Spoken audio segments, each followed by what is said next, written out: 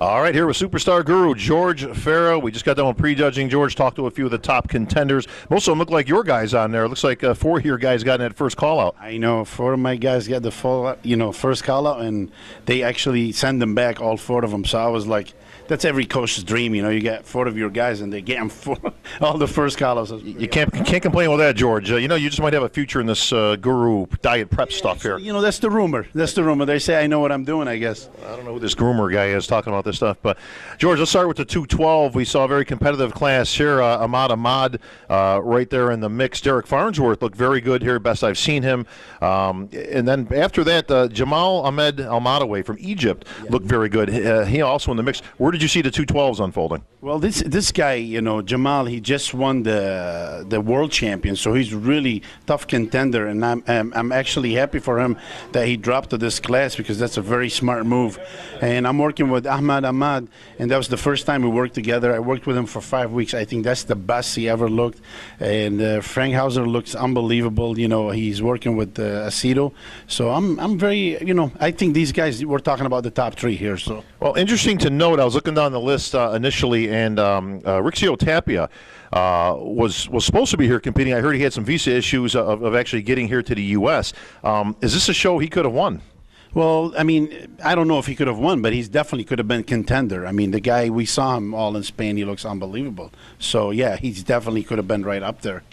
Well, you know what? It only makes a difference if you show up on stage. So we'll see how that unfolds. But I think it looks like, did you have Jamal winning the 212 then? Well, I think it's like I called it, I think on the play-by-play is the Battle of the Arabs between, the Egyptian and the Iraqi. So we'll see what happens. Oh, boy. Well, we don't need any more wars here, but the only war on stage here in the IFBB.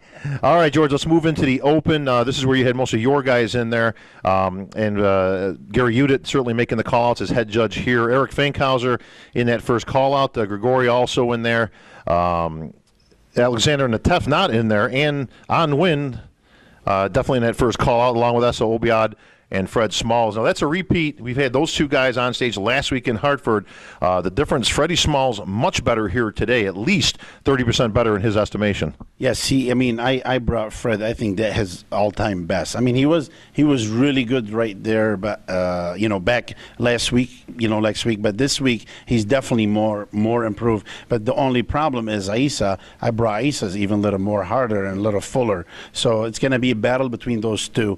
I'm like, I can't be more proud than this guy. On was on. Exactly, on was on. Yeah, that's his first pro debut. We've only been working together for 10 weeks, and I'm very proud of the kid, man. He came bigger than when he turned pro. He's harder, the best he ever looked.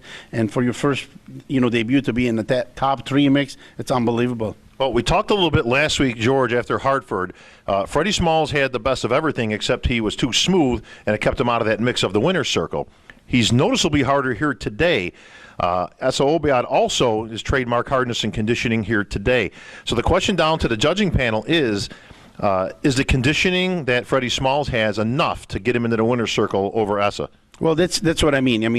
As we all know, me and you, it's a 50% tonight too is going to count. So I have to bring them, both at the same. And I can't be biased. They're both my clients, and I love all my clients the same. So I just give them the best as my knowledge, the best as I can, and I let the judges decide. But we all, at least now, we can see that Freddie Small, he's like the new Flex Wheeler look and stuff.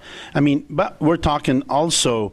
He's given about 20 to 30 pounds to Issa. Issa's a bigger guy, so we'll just have to see, which way they go. Does Freddie have to catch Issa, or does Issa have to catch Freddie?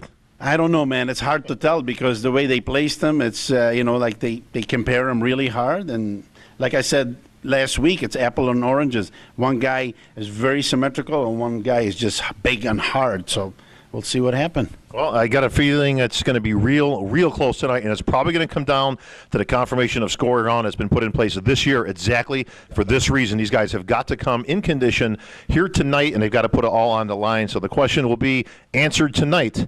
Can Freddie Smalls take it, or will Issa Obiad be in the winner's circle? We'll find out at the finals.